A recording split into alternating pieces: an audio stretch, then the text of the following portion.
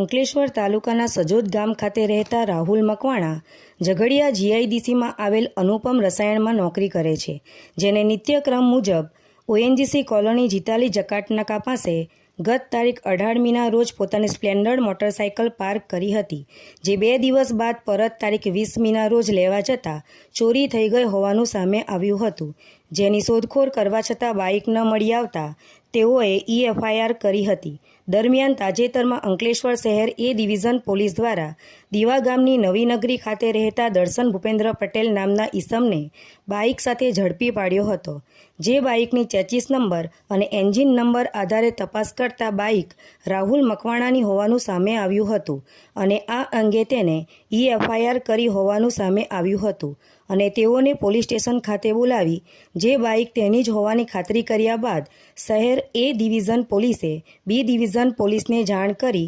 ચોરીની બાઇક સાથે દર્શન પટેલને બી ડિવિઝન પોલીસના હવાલે કર્યો હતો। પોલીસે બી ડિવિઝન પોલીસે તેની અટકાયત કરી વધુ તપાસ હાથ ધરી।